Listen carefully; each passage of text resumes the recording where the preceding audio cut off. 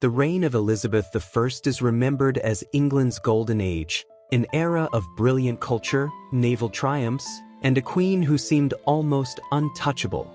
Portraits show her draped in silks and jewels, a monarch of absolute control and supreme confidence. But this image hides a far darker truth. For most of her reign, Elizabeth lived under constant threat, surrounded by enemies who believed she did not deserve the throne and who worked relentlessly to remove her. We remember Elizabeth I as untouchable, but in reality, she was always one failed plot away from the scaffold. From Catholic conspiracies and foreign invasions to rebellions supported by powerful nobles, Elizabeth's rule rested on a knife's edge. Her survival depended not only on intelligence and luck, but on the failure of those who sought her death. This raises a chilling question. What if they had succeeded? To understand Elizabeth's greatness, we must first confront how fragile her throne truly was, and how easily history could have taken a very different path. Elizabeth I is often remembered as Gloriana, the confident, unshakable queen who ruled a united England with poise and intelligence. Portraits capture her calm gaze, her jeweled garments, her iconic ermine-trimmed robes, an image of authority and invincibility. Yet behind this carefully curated image, Elizabeth ruled from a position of constant vulnerability. Elizabeth did not rule from safety, she ruled from inside a trap. Every day of her reign, threats loomed large, both from within her court and beyond England's shores. Elizabeth's claim to the throne was far from universally accepted. To many Catholics, she was illegitimate, the daughter of Henry VIII and Anne Boleyn, a union condemned by the Pope. Her very existence challenged centuries of tradition and law, making her an object of religious and political controversy. The religious division of her nation only amplified this instability. England's population remained deeply split between Protestants, who supported her reforms, and Catholics, who viewed her as a heretic and longed for the return of a true Catholic monarch. The papal bull Regnans in Excelsis, issued by Pope Pius V in 1570, declared Elizabeth a heretic and released her subjects from their loyalty to her. Suddenly, every Catholic in England could claim moral justification for rebellion. Foreign powers seized on this religious justification to undermine her rule. Spain, under Philip II, remained a constant threat, while France, though less unified, sought opportunities to influence English politics. These were not abstract dangers. The threat of invasion, assassination, and destabilization was very real. Elizabeth's enemies were not confined to foreign lands. Within her own borders, plots festered. Catholic nobles, some with powerful families and deep ties to the old regime, conspired against her. Among them, Mary Queen of Scots represented the ultimate internal threat. A legitimate Catholic heir with a claim to the English throne, Mary became the figurehead for rebellions and conspiracies that aimed to replace Elizabeth with a monarch more acceptable to Rome. Every whisper of dissent, every secret alliance, could ignite a revolt, leaving Elizabeth isolated and vulnerable. Her court, while a center of intelligence and strategy, was also a minefield of intrigue. Spies, informers, and conspirators wove a web around her, making loyalty a rare commodity. Even those closest to her could not be fully trusted, and she had to navigate each relationship with caution. Elizabeth's survival depended on her intelligence network, her political acumen, and her ability to manipulate perception, all while maintaining the image of unshakable power. Elizabeth's England was a powder keg, and she herself was the spark everyone wanted extinguished. The combination of religious strife, foreign ambition, and domestic intrigue made her reign perilous from its earliest days. Every victory she achieved came at the cost of constant vigilance and clever maneuvering. From the enemies that surrounded her, it was only a matter of time before these threats coalesced into plots explicitly designed to destroy her. The stage was set for conspiracies that could topple a queen who appeared untouchable but was, in reality, precariously balanced on the edge of disaster. Elizabeth I is remembered as a survivor, a queen who outwitted her enemies at every turn. But the reality of her reign tells a story of razor-thin margins and near misses. Elizabeth was not overthrown because her enemies were weak, but because she was lucky.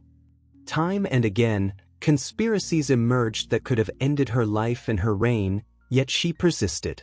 The difference between life and death often came down to a single intercepted letter, a loyal guard, or a moment of chance. Among the earliest serious threats was the Ridolfi plot of 1571. Orchestrated by Roberto Ridolfi, a Florentine banker with connections to Spain and the Pope, the plan aimed to assassinate Elizabeth and place Mary Queen of Scots on the English throne. Spanish forces were expected to invade, while English Catholic nobles would rise in rebellion.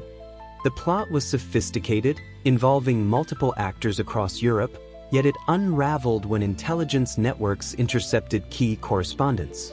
Without this, Elizabeth might never have seen another day. A few years later came the Throckmorton plot of 1583.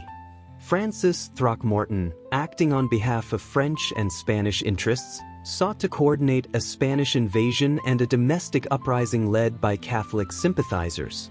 Again, Mary Queen of Scots was central, symbolizing a legitimate alternative to Elizabeth's contested rule. Walsingham, Elizabeth's spymaster, employed a network of informants, double agents, and coded letters to expose the conspiracy before it could take action. Each discovery was a narrow escape. The stakes were nothing less than the survival of the English crown. Perhaps the most infamous conspiracy was the Babington plot of 1586. Anthony Babington and his co-conspirators planned to assassinate Elizabeth and place Mary Queen of Scots on the throne. The plotters corresponded in secret, believing their messages were safe. But Walsingham's sophisticated surveillance, which included letter interception and cryptanalysis, revealed their intentions. The plan was foiled, Mary was implicated, and ultimately executed, a turning point that eliminated one of Elizabeth's most dangerous internal threats. Every plot against Elizabeth highlights the precariousness of her position. Consider for a moment the speculative what-ifs. What if one letter had slipped through Walsingham's fingers? What if a guard had been bribed or a messenger delayed? In the complex web of intrigue that surrounded her, a single misstep could have toppled the seemingly invincible queen. Survival was not a matter of inevitability. It was the product of vigilance, cunning, and, frequently, sheer luck. Elizabeth's escape from these conspiracies was a testament to the brilliance of her intelligence apparatus, but also a reminder of her mortality. She was not untouchable. She was a ruler suspended between life and death, continually facing enemies who were intelligent, resourceful, and ruthless. Each foiled plot was a narrow victory, a reminder that her survival was contingent on margins finer than a razor's edge. The Ridolfi, Throckmorton, and Babington plots demonstrate that Elizabeth's reign was never secure, even as the Queen herself appeared calm and commanding. The constant threat of assassination and rebellion shadowed her every decision, forcing her to master diplomacy, espionage, and psychological warfare. Without these skills, and without the fortunate breaks that occurred at crucial moments, England's history could have been rewritten entirely. So what happens if luck runs out? One successful assassination, one undetected conspiracy, and the golden age of Elizabethan England could have ended before it truly began. The very survival of a nation and the legend of a queen hinged on the slenderest of threads. Elizabeth I's reign, in our reality, ended peacefully, with her throne secure and her legacy cemented. But imagine a timeline where fate took a darker turn. In this timeline, the letter is not intercepted. One critical message slips past Walsingham's spies, a single conspiracy goes undetected, and the balance of power shifts instantly. The meticulously maintained illusion of stability shatters overnight.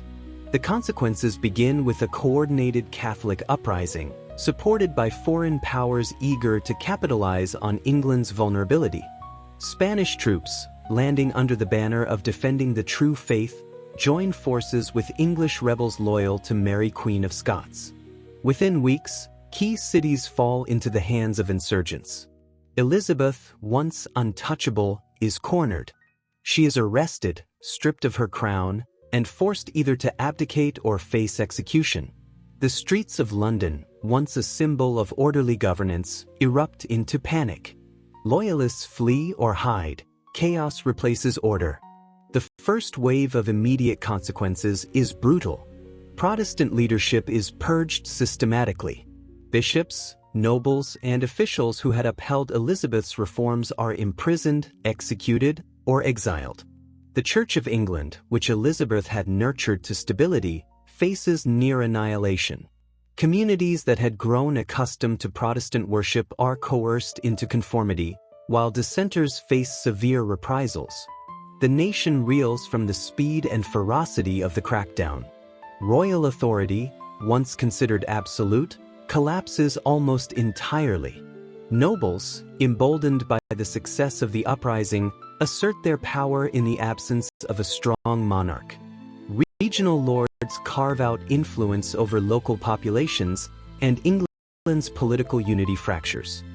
Communications between cities break down, trade is disrupted, and the economy teeters on the brink. The social fabric strains under fear, suspicion, and the rapid turnover of leadership. Elizabeth's fall is not quiet, it is explosive. The myth of the wise, untouchable queen vanishes in an instant, replaced by the stark reality of political and religious volatility. England, a nation that had begun to stabilize under her cautious hand, is thrust into turmoil. The streets echo with the cries of both celebration and terror, as the consequences of a single intercepted, or in this case, unintercepted, letter cascade through every corner of society. In this altered timeline, the golden age of Elizabethan England never begins. Instead, the nation plunges into a period of violent upheaval, where loyalty is constantly questioned, and survival depends on one's alignment with the new, precarious power structure. With Elizabeth gone, the question becomes urgent and unavoidable: who takes her place? Which figure rises to fill the void left by a queen who once seemed invincible? And what shape will England's future take under a very different ruler? The death or removal of Elizabeth I does not bring peace, it only multiplies England's problems. Removing Elizabeth does not solve England's problem, it multiplies it. The crown, once seemingly secure, becomes a prize fought over by competing factions, each with their own vision for the nation's future. The orderly succession we take for granted vanishes, replaced by uncertainty, intrigue, and outright violence. One immediate possibility is that Mary, Queen of Scots, ascends the throne. A legitimate heir in the eyes of Catholics, Mary represents the promise of restoring England to the papal fold.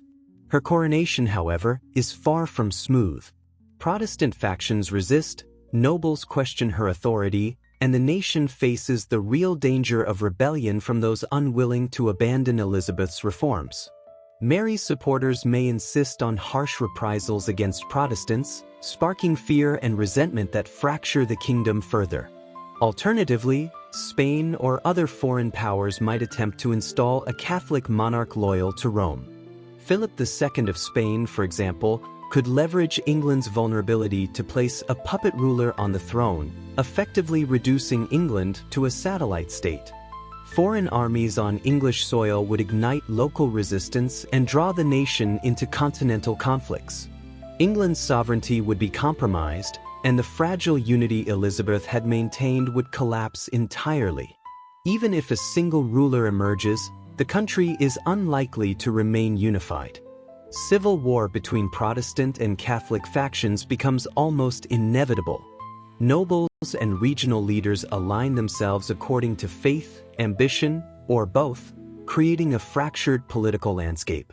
Loyalties are bought, coerced, and betrayed, and battles for control become as much about survival as ideology.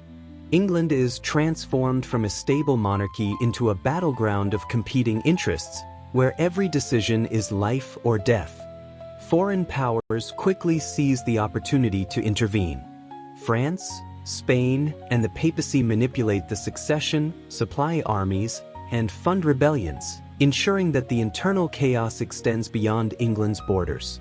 No ruler can act independently. The crown is hostage to international ambitions. Political decisions that once reflected domestic priorities are now dictated by external pressures, undermining England's autonomy and leaving the nation at the mercy of the strongest military or diplomatic player. Elizabeth's removal destabilizes the entire succession. What seemed like a simple replacement of one monarch with another triggers layers of conflict that the country is ill-prepared to manage. The throne is no longer a symbol of continuity. It becomes the epicenter of division, fear, and violent struggle. With the question of succession unresolved, religion now becomes the weapon that reshapes the nation. Faith is no longer a private matter but a tool of power, the spark that ignites rebellion, justifies intervention, and determines who survives in the New England. Elizabeth I's genius lay in her ability to balance extremes.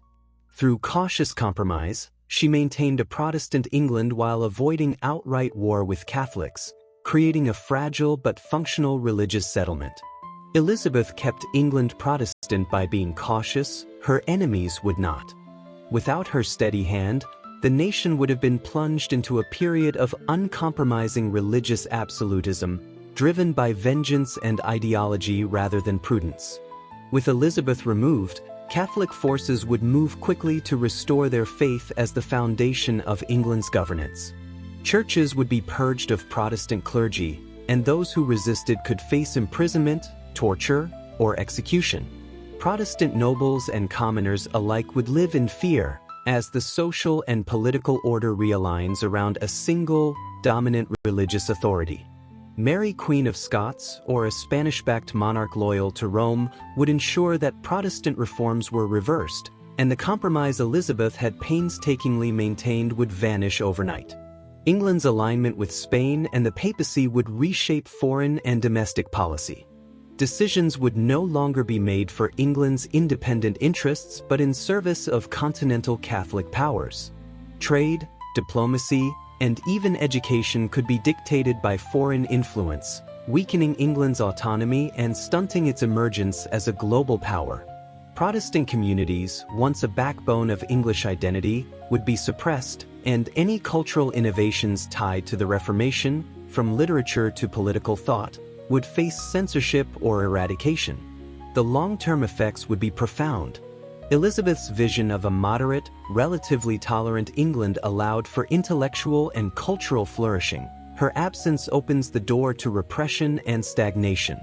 Universities, printing presses, and artistic communities would operate under strict religious orthodoxy. Free inquiry, debate, and the blending of ideas that characterized Elizabethan England could be replaced by fear and dogma. The nation's unique religious identity, a blend of Protestant faith and English tradition, would be erased in favor of a rigid Catholic hierarchy. Elizabeth's survival was not just the protection of a crown, it was the foundation of modern England's faith, governance, and cultural identity. Her enemies' success would have reversed centuries of progress, plunging the nation into turmoil, fear, and ideological conformity. But the greatest loss is yet to come.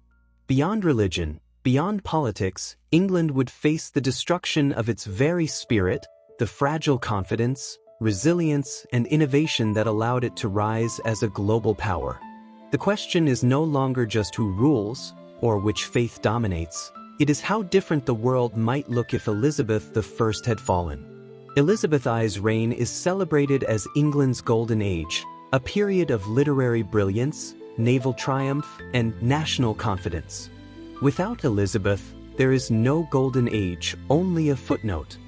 Remove her from history and the world we know, Shakespeare, the defeat of the Spanish Armada, the rise of a distinctly English identity, vanishes.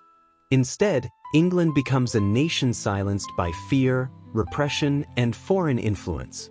The myth of the Virgin Queen, carefully cultivated by Elizabeth and her courtiers, never emerges. The symbolic power of her reign, which inspired loyalty, creativity, and ambition, is absent. Without her guiding presence, Shakespeare and his contemporaries faced strict censorship under a Catholic regime, stifling the flowering of literature and drama that would have defined English culture for centuries. The Armada, a defining moment of national pride and military ingenuity, either never occurs or becomes a cautionary tale of defeat and subjugation rather than a story of triumph. England's national identity, forged in defiance of external and internal threats, never solidifies. Elizabeth's personal story, a woman navigating a male-dominated world, surviving plots, and consolidating power, becomes a historical void. Female rule, once a cultural revolution in its own right, is erased from memory, leaving subsequent generations without a model of resilience or independence. Religion, politics, and culture are tightly controlled, leaving little room for the experimentation and progress that her reign encouraged. Elizabeth's reign shaped more than politics, it shaped identity. Her survival created a sense of continuity and possibility, demonstrating that a monarch could be both strategic and symbolic, strong yet inspiring. Without her, England's narrative of progress, creativity, and defiance is replaced by one of compliance, fear, and lost potential. The question returns to its core: was Elizabeth inevitable? Without her presence, the Golden Age, the very soul of Elizabethan England, dissolves, leaving only a fragmented, silenced nation. History, in this timeline, is deprived of one of its most vivid chapters. Elizabeth I's reign feels inevitable in hindsight, but her survival was never guaranteed. Elizabeth I did not rule because history demanded it, she ruled because she survived. England's Golden Age, with its cultural brilliance, naval triumphs, and national identity, hung on a knife's edge.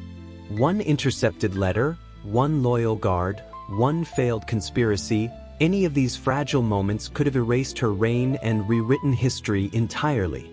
Her greatness was forged not in comfort or certainty, but in constant danger, amid plots, betrayals, and foreign threats. Every victory, every triumph, was balanced against the possibility of sudden downfall. The myth of Gloriana obscures the precarious reality. Elizabeth's rule was the product of intelligence, cunning, and remarkable luck. History might have been very different. How different would the modern world be if Elizabeth I had fallen, like so many expected her to? The answer reminds us that the course of nations can hinge on the slimmest of margins.